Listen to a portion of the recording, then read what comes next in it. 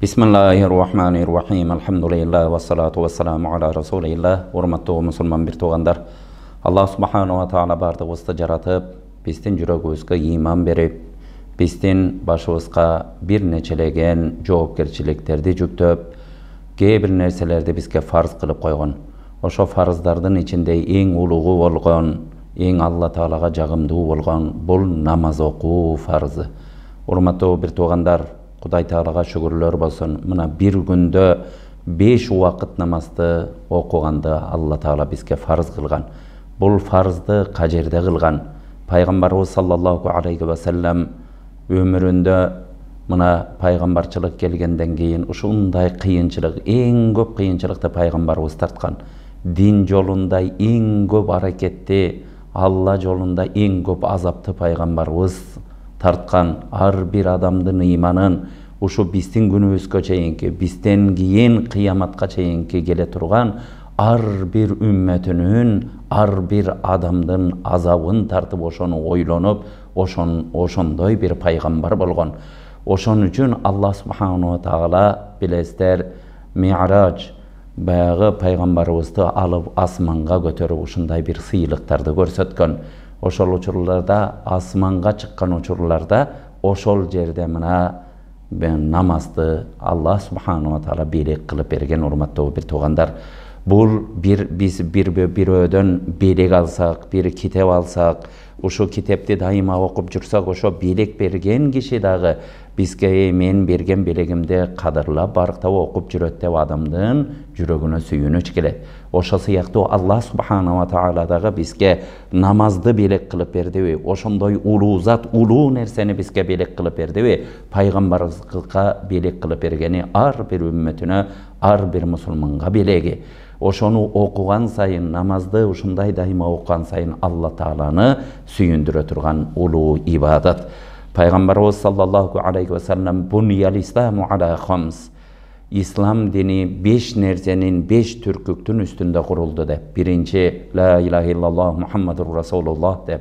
Allah'dan başka kuday yok. Muhammed peygamber çınığı peygamber dep iman keltiriyor. İkinci, namaz oku. Üçüncü, oroza tutu. Dördüncü, zeket berүү. Beşinci, ömründe bir jolu mümkünçülüğü jetken adam acılık kılуу. Uşu İslam'dan türküktörü bolat eken. Bir tuğandar bardığыбыз bul nerselerge көңүл buralı. Eger biz musulmanbız, çınığı momunbuz dey turgan bolsok, uşu nerseni Allah Ta'aladan daima jalınıp jalbarıp suranalı. Kuday Ta'ala negizgi uşu nerselerdi farz kılgan ekensin. İslamga uşu nerselerdi türkük kılgan ekensin. Kuday Ta'ala ar bir nerseni kıldırganga maga mümkünçülük ber. Men namazımdı jalkoolonboy okuyun, namazkan boloyun. Daima meni adamlar uşu jay namazdın üstünde görsün dep. Peygamberimizde eger bir sүйүнүч kabar gelgende dağı janında sahabalar karayt elek. Peygamberimiz şükür kılıp jay namazdın üstünde namaz okuyatkanın göröt elek. Bir korkunçlu uşunday bir kaygılуу kabar gelgende dağı Peygamberimiz Allah Ta'aladan jardam surap namazga turup kalganın göröt elek deyt. Ayşe yenemiz tün üçünde Peygamberimizdi mintip turup töşöktön jogotup iyem biraz kıskanıç payda bolup ketet. Kayda bolup ketti, kayaka ketip kaldı dep kıjaalattanam mintip gözümde assam uşu baş tarafımda gelip uşu namazda turgandarın göröm degen. Urmatlı bir tuğan bir günü Peygamberimiz sallallahu aleyhi ve sellem'de karaganda namazga köp tura bergenden buttar uşuntip şeşip ketken eken. Ayşe yenebisi ya Resulallah emnele janыңды kıynaysın, senin ötken ketken kataçılıklarыңды Allah Ta'ala geçirip salgan zatsın, gelecekte kata kıldırбай turgan zatsın, saga beyişte kepildik kılıp koygan zatsın, emnele mınça janыңды kıynaysın degende. Ya Ayşe afala akunu abdan şakura. O Ayşe men şükür kılıuçu pende bola albayımбы deyt. Bul namaz oku şükür kılıuunun en çokusu bolup eseptenilet.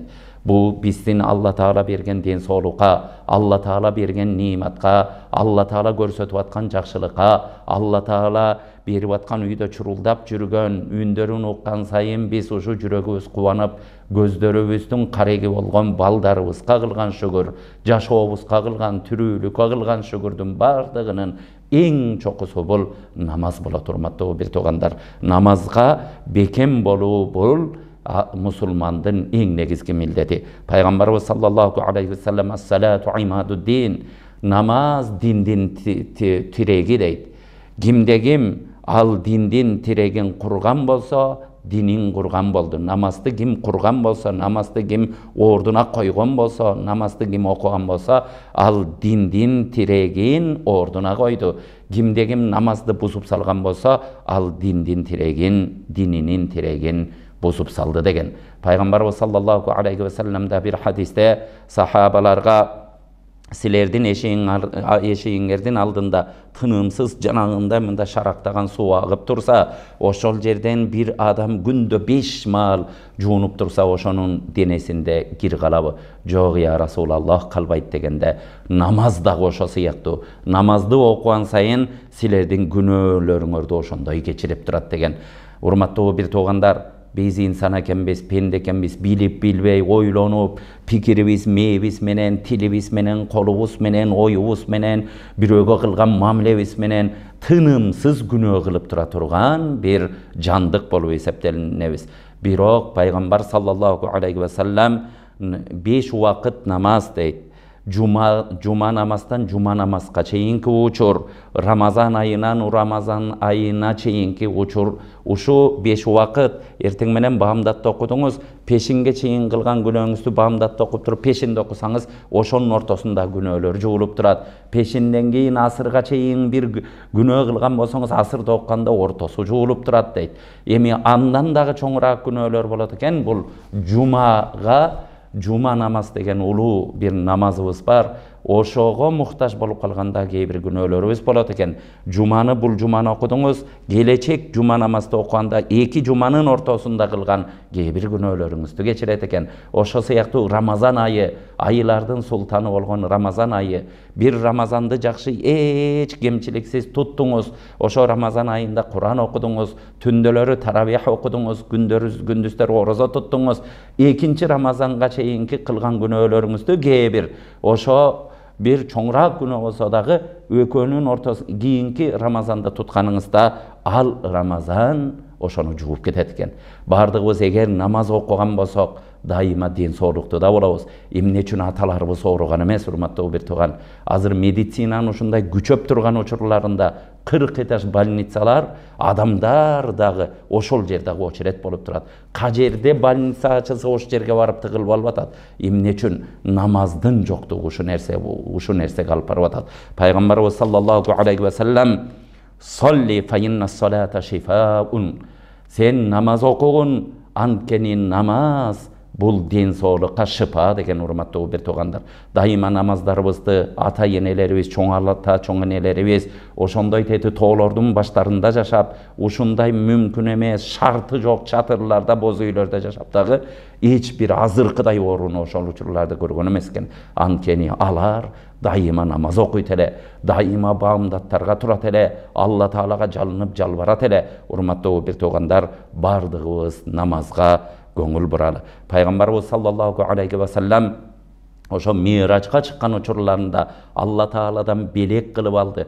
Пайгамбарыбыз намазды өзүнүн көзүнүн карегиндей сактаган. Мына көз деген орган болот экен. Көздүн ичи 90%дан ашыгы суудан турат. Көрдүңүз, ушундай назик нерсе. Башка жериңизге бир тепки жесеңиз, ал жериңиз көгөрүп бир аз айгат, бирок көздүн ичине бир нерсе кирип кетсе, агып түшүп калат. Урматтуу бир тууган, эң кадырлуу мучо бул көз болот. Ошондой көзүндөй сактаган пайгамбар саллаллаху алейхи ва саллям дайыма намаз менен болгон, арманын дайыма жай намазда айткан. Илгери бир ушундай бир кул болуп жүргөн адам бир мүмкүнчүлүк болуп падышага барып калат экен. Падышак ушундай жыртылган, жамалган бир жай намаз алып барып, падышам ушуну менден белек кылып алып койгон.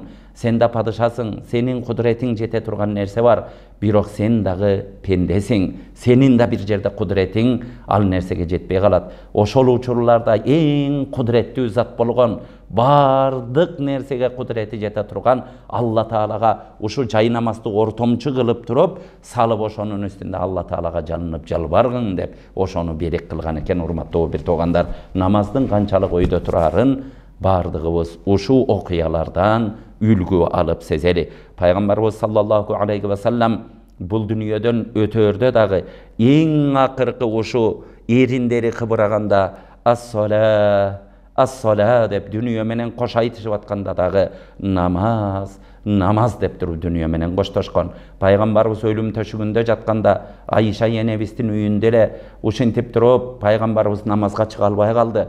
Чыга албай калган учурларда ушундай бир терезесинен караганда сахабалар барып ушу намаз окуп атканда пайгамбарыбыз ушинтип карап туруп жылмайып күлдү.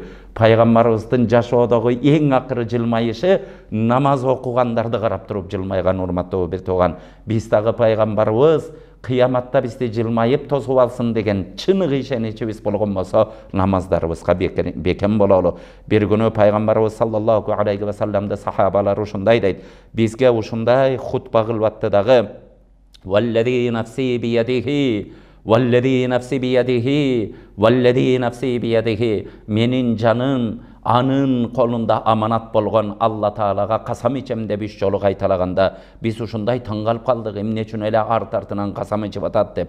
Ошол учурларда пайгамбарыбыз ошентип туруп башын көтөрүп жүздөрүндө ушундай сүйүнүч бар эле. Ошол учурда ушундай деди: бир адам 5 убакыт намазын каза кылбай окуган болсо, өзүнүн мал дүнүйөсүнүн зекетин берген болсо, Рамазан айында эч кемчиликсиз орозосун туткан болсо, өзү эгер кудурети жеткен болсо өмүрүндө бир кемчиликсиз ажы кылган болсо, өтө чоң күнөөлөрдөн алыс жүргөн болсо, кыямат күнү ага ушундай деп айтылынат: "Эй пенде, сен жаннатка саламат кирген, бейишке ушинтип күлүп жайнап киргин" деп айткын деп ушундай деп жылмайган экен. Урматтуу бир тууган, намаздын канчалык даражада экенин пайгамбарыбыздын хадистерине өтө көңүл буралы. Бир күнү пайгамбарыбыз саллаллаху алейхи ва салламдан кайсыл иш бул дүнүйөдө сооптуу иштер көп,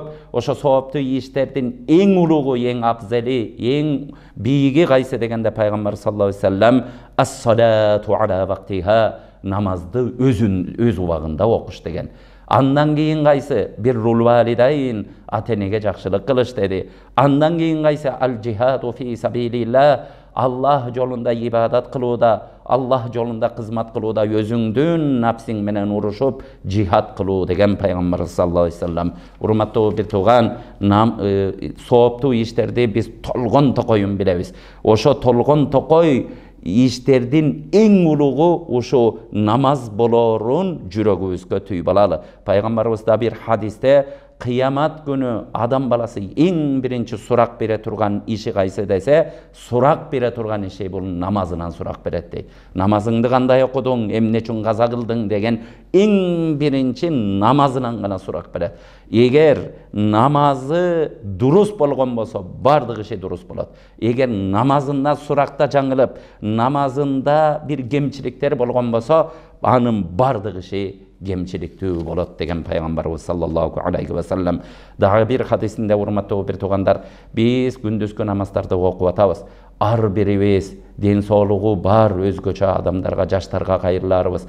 Кээ бирөөбүз азыр убакытты ушундай бир ысырап менен пайдаланып атабыз. Кечинде бала болду, ушундай телефондорду, ушу телефондорду бизге жакшылыкка иштетпей кечинде барып алып туруп, болбогон нерсе, өмүрүбүзгө пайда бербеген нерсе, ден соолугубузду буза тургандай ушунда 5 сааттан 10 сааттан карап отуруп, таң атырып, таң атаарда уктап калгандагы учурлар болуп атат. Урматтуу бир тууган, ушу нерселерди таштап, эрте жатып, баамдатка азыр будильниктерди коюп, ойгото турган нерселерди коюп даярданалы.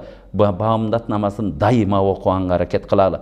Пайгамбарыбыз саллаллаху алейхи ва саллам кимде ким баамдат намазын жамаат менен барып окуган болсо, ал ошо күнү Алла Тааланын коргоосунда жүрөт деген. Алла Тааланын коргоосунан баамдатты каза кылып алыстап калбайлы. Анан урматтуу бир туугандар, бул намаз тууралуу канчалаган ондогон аяттар, жүздөгөн хадистер келген. Бардыгыбыз ушу нерселерди ойлонуп, муну таштабайлы. Пайгамбарыбыз саллаллаху алейхи ва саллам bir adam menen kufurluktun ortosu deyit, namazdı taştoğunun ortosu degen. Gördüңүздөр, bir adam musulman menen kafırdın ortosun namaz gana bölöt eken. Bardığыбыз bul nerse namaz okubay kaldı degende biz kafir dep ayta albayбыз.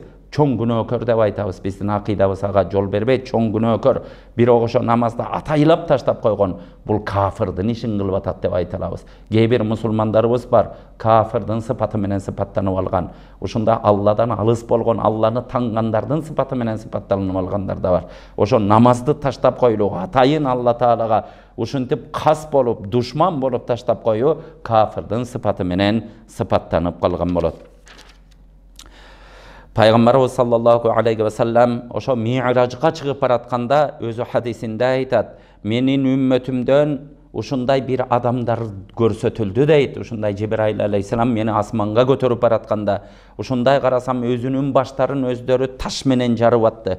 Таш менен жарып, таш жарып кеткенден кайра калыбына келет, кайра жарат дейт. Ошол учурда "Я Жибрил, о Жибраил алейхиссалам, булар кимдер?" дегенде, булар намазга жалкоолук кылгандар деген экен. Бардыгыбыз бул нерселерди ойлонуп аракетибизди кылалы. Илгери бир улуу аалым заттардан бирөө ушинтип бирөөлөрдүн зулумдугунан ушундай түрмөгө, капаска камалып калган экен. Ошондо шакирти мен бардым дейт. Барсам, капастагы адам, түрмөдө жаткан адам зынданда аябай жүдөп калыптыр. Ушундай устасыма боорморуп, жанына туруп, анын абалын көрүп алып туруп ыйладым. Ошол учурларда сен ыйлабагын, эмнеге ыйлап атасың? Мен бул жерде камалган адам эмесмин. Камалган адам ким экенин билесиңби? Камалган адам шайтанына баш ийип, ал шайтаны камакка алып койгон адам. Шайтаны кантип камакка алып коет, урматтуу бир тууган? Шайтаны намаз окуба, эртең кыласың, анан деп туруп ушундай шайтандын жетегине камалып калган адам камакта болот. Мен камакта эмесмин, мен туткун эмесмин. Туткун адам ким экенин билесиңби? Туткун адам өзүнүн ички жаман сезимдерине тутулуп калган адам туткун адам болот. Кудайга шүгүр, менин жүрөгүм Аллах деп согот. Ушу жерде зынданда жатсам да намазымды каза кылган жокмун. Куранымды каза кылган жокмун. Өзүмдүн окуй турган дуаларымды каза кылган жокмун. Дайыма дуа Алла Таалага жакындап атам. Ошон үчүн намазды таштабагыла деген экен. Намазды ташташ бул эки жүздүү адамдардын, мунафыктардын белгиси. Ва ида каму ила салати каму кусала юрауна наса ва ла язкуруна Аллаха илля қалила. Мунафыктарды Алла Таала Куранда ушундай дейт: эгер алар намазга келишкенде, намазга турушканда жалкоолонуп, ушу мойнунан байлагандай болуп зорго турат. Алар адамдарга көрүнүш үчүн турат, Алла Тааланы аз гана эстейт дейт. Бул мунафыктардын белгилери экен. Урматтуу бир туугандар, ошон үчүн бири-бирибизди ойготолу, намазга бекем бололу.